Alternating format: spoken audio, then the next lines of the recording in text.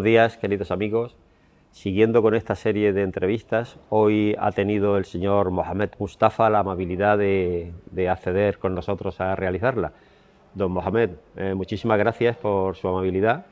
Gracias a vosotros. Y no vamos a perder el tiempo, vamos a entrar en eficacia, como decimos los militares.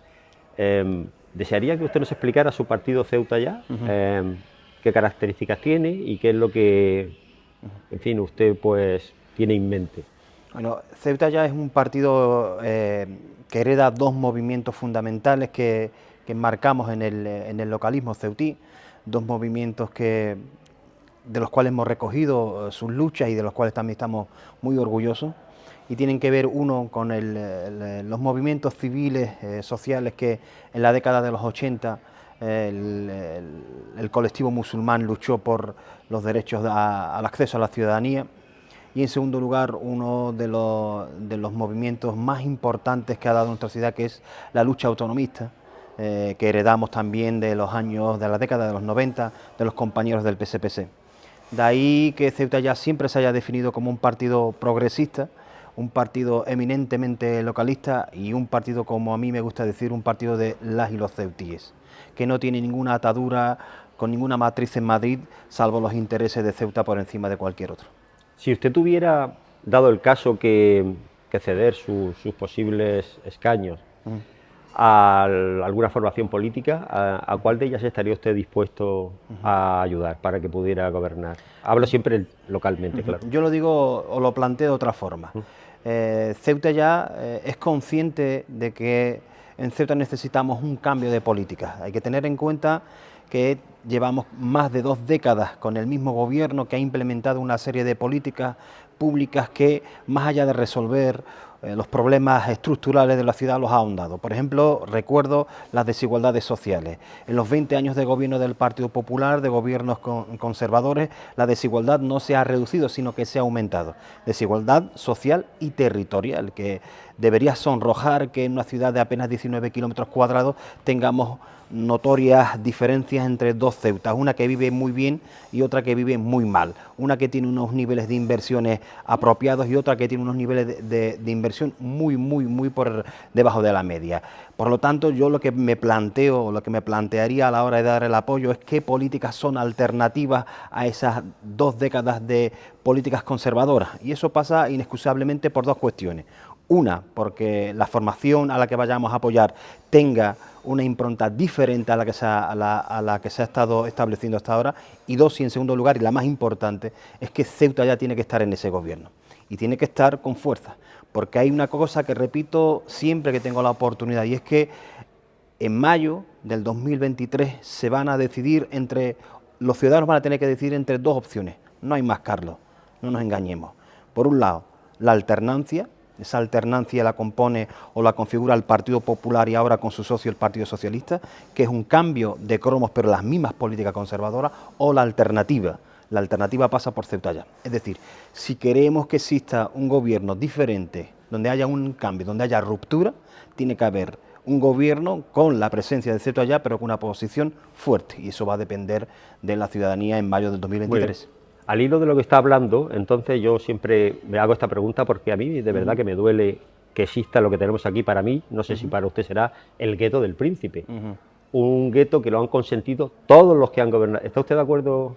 Hombre, la situación de la barria del Príncipe no es espontánea, no sucede en 2 años o 3, sino que efectivamente ha habido a lo largo de los últimos 40 años un abandono, una dejación institucional, efectivamente, un abandono institucional que compromete a todas las formaciones políticas que han tenido gobierno en esta ciudad. Algunos por dejadez, otros por simplemente no comprender la circunstancia. ¿Y usted estaría dispuesto a ir revirtiendo esa situación? Absolutamente, es que la gente tiene que entender que la calidad, que la salud del Príncipe, la calidad, la salud de ese barrio mejoraría el conjunto de la ciudad. Es decir, una sociedad donde tiene a parte importante de su población viviendo bajo todos los umbrales sociales. En un apartheid, ¿no? No es permitible, no se debe permitir. Eso democráticamente es inaceptable. Por lo tanto, como es inaceptable, hay que solventarlo. Y eso se solventa con políticas públicas. No hay que engañarse. Y eso se soluciona con políticas públicas y con voluntad política, que es la que no existe. No podemos darnos por satisfechos con los anuncios que anualmente nos hacen los gobiernos. Y además son anuncios que tienen que ver siempre con las mismas inversiones. Llevamos escuchando que se va a invertir en el Príncipe Felipe o en el Príncipe Alfonso o en Loma Colmenar ahora en cuanto a la red de saneamiento, que debería sonrojar a cualquier político que en pleno siglo XXI sigamos hablando de red de saneamiento en el Príncipe, que no lo hay. Hay que invertir físicamente, pero también hay que invertir en cuestiones sociales y sobre todo hay que hacer una cosa esencial, que la gente de las barriadas periféricas también se sientan centro. Esa es la clave. Se sientan ciudadanos de Ceuta. Efectivamente. O sea que no, pues al hilo de esta cuestión, 400 millones me parece de euros, que es el presupuesto de la ciudad. ¿Usted cree que se podrían hacer muchas más cosas de las que se hacen y se podría hacer una gestión más eficaz y más eficiente? Absolutamente. Nosotros hemos votado en contra de estos presupuestos y en la fase definitiva vamos a volver a votar en contra de estos presupuestos porque entendemos que no se acometen los verdaderos problemas de la ciudad. Estructuralmente hay una serie de problemas que no se acometen y además coyunturalmente hay otros que tampoco se enfrentan. Me voy a referir a las últimas. En Ceuta, igual que a nivel nacional, sufrimos una subida inflacionista de todos los precios. En la cesta de la compra, me voy a fijar, por ejemplo, en concreto a la subida del precio de una caja de huevos, ¿no? Que hasta hace poco una caja grande costaba en torno a los 2,5 €, ahora cuesta más de 5 €. Pues mire, en los presupuestos de la ciudad no se acomete ni una sola medida antiinflacionista en esos precios. En cuanto a las energías, ¿no? Siempre lo hemos dicho, el gas que está desorbitado y nosotros siempre hemos sido partidarios, de hecho propusimos un escudo social que protegiese a las y los vecinos de toda Ceuta de las consecuencias de la inflación, pues tampoco se acomete ni una sola medida en cuanto a ese cheque energético que permitiría vivir más desahogados a las familias más modestas. Este presupuesto no es un presupuesto que afronta con valentía y con interés los problemas. ¿Es más de lo mismo? Es más de lo mismo, efectivamente. Es una continuidad de las políticas públicas que se han venido realizando a lo largo de los últimos 20 años. Hay pequeñas salvedades, pero no son las suficientes para cambiar la realidad ceutí. Creo que son inaceptables y evidentemente 400 millones de euros es una cifra que marea. A nivel nacional, cuando la gente escucha que recibimos 400 millones de euros, una ciudad de apenas 19 kilómetros cuadrados, 85.000 habitantes, lo primero que se pregunta es por qué no se acaban los problemas sociales. Y no se acaban pues porque el gobierno que tenemos junto a su socio entiende que no existen. Y tú vas a la calle y preguntas y ves que esos problemas sociales sí que existen. ¿Cambiaría usted, por tanto, si tuviera responsabilidades de gobierno o propondría un cambio en el Estatuto de Autonomía de la ciudad? Absolutamente. Mire, si hay algo de justicia es convertir a los ceutíes y a las ceutíes en españoles de primera. Igual que el resto de todos nuestros compatriotas de Andalucía, de Madrid, de Valencia. Queremos estar al mismo nivel. Y eso pasa porque se cumpla la Constitución española.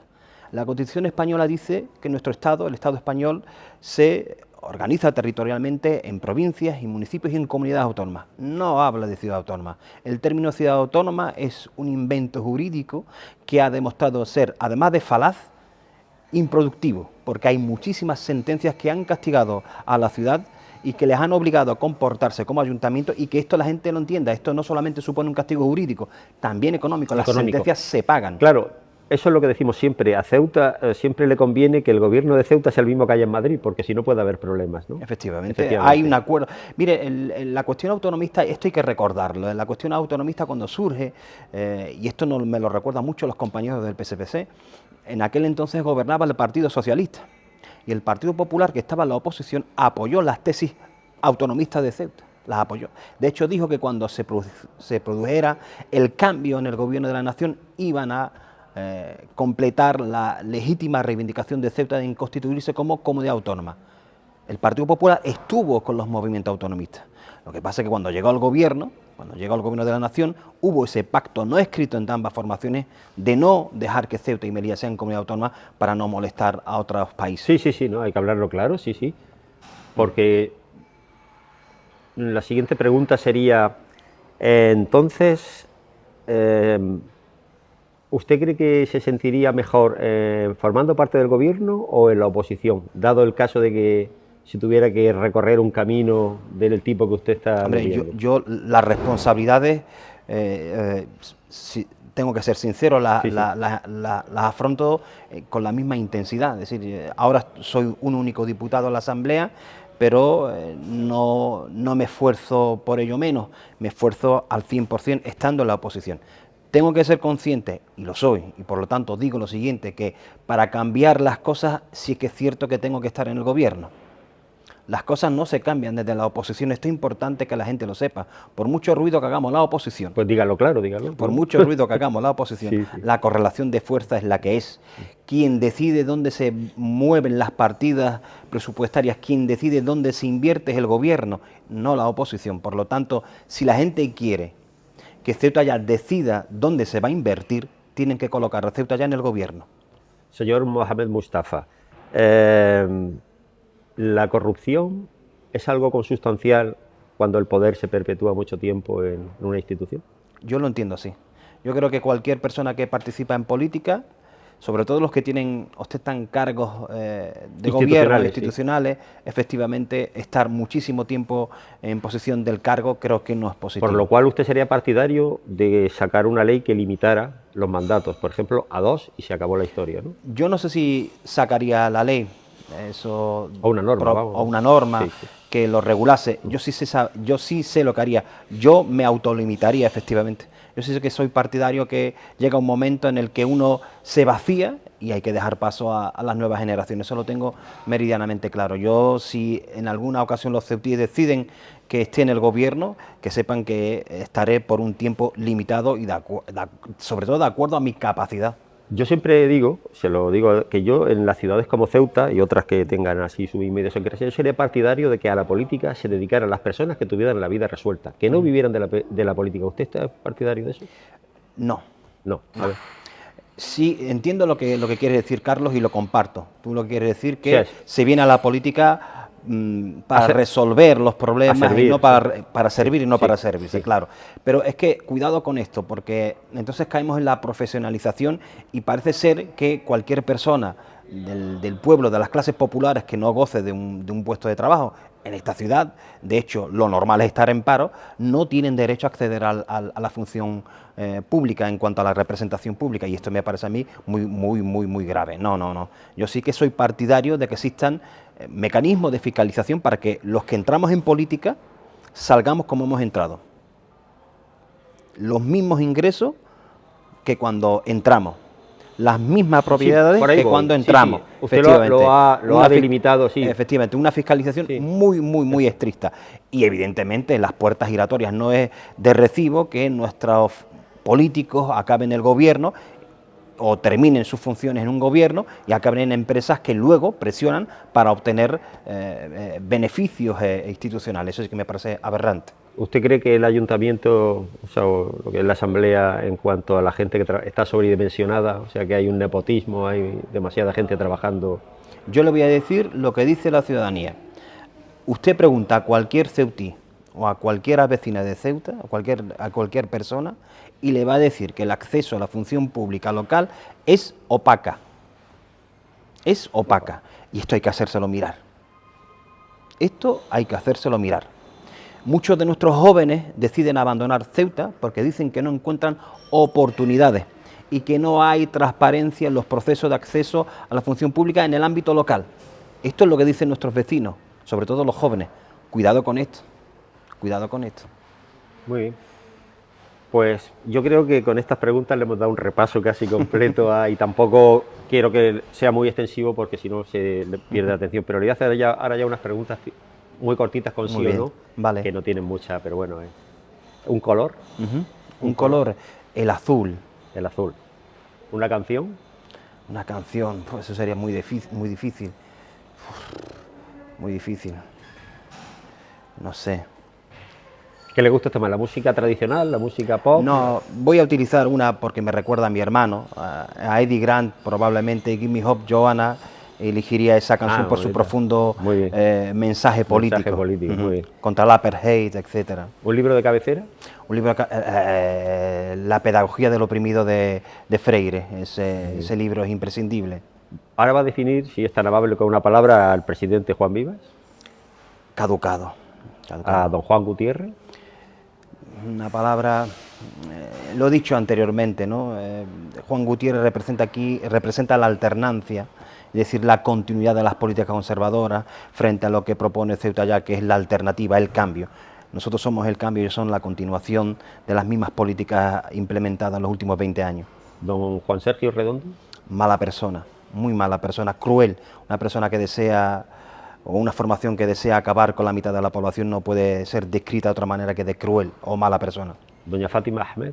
Compañera de formación localista. ¿Un deseo, señor Mohamed? ¿Un deseo? A nivel personal, ninguno. Para mí, a nivel de la ciudadanía. Me gustaría vivir una Ceuta absolutamente cohesionada en un cuerpo social único. Para eso estoy trabajando y para eso me estoy desviviendo. ¿Lo que nunca haría por llegar al poder? Venderme. Nunca. ¿Y lo que usted estaría dispuesto a sacrificar por los ceutíes? Mi vida. Su vida. Es lo que hago. ¿Un sueño? Un sueño. No sé. Llegar a ser presidente de la ciudad. No, cambiar las cosas sí. Llegar a ser no, o sea, no me obsesiona ser presidente, pero sí me obsesiona cambiar. Me gustaría estar en el gobierno para poder hacerlo, para poder cambiar. Es decir, sí que es verdad, una consecuencia. Estar en el gobierno para cambiar las cosas. ¿Una pesadilla? Una pesadilla que la extrema derecha se hiciese con el gobierno de la ciudad autónoma o, peor aún, con el gobierno de mi país, España. ¿Y su principal virtud y su principal defecto? Reconocer que no tengo ninguna virtud. Pues hemos terminado con la entrevista a don Mohamed Mustafa. Le voy a decir gracias en árabe, shukran jazilan, Barakallahu fik. porque todo lo que sea cultura es bueno. Yo no entiendo cómo hay muchas personas que hacen de la cultura una lucha. Se agradece en estos tiempos que corren, Carlos, que sean tan exquisitos. Muchísimas gracias. Me he sentido como siempre, en casa. Y la cultura siempre es buena y no debe nunca enfrentar a las personas. Jamás. Al contrario, debe ser un punto de unión y de conocimiento. Absolutamente mutuo. de acuerdo, Ha Carlos. sido muy amable. Muchísimas gracias. A ti, Carlos. Encantado.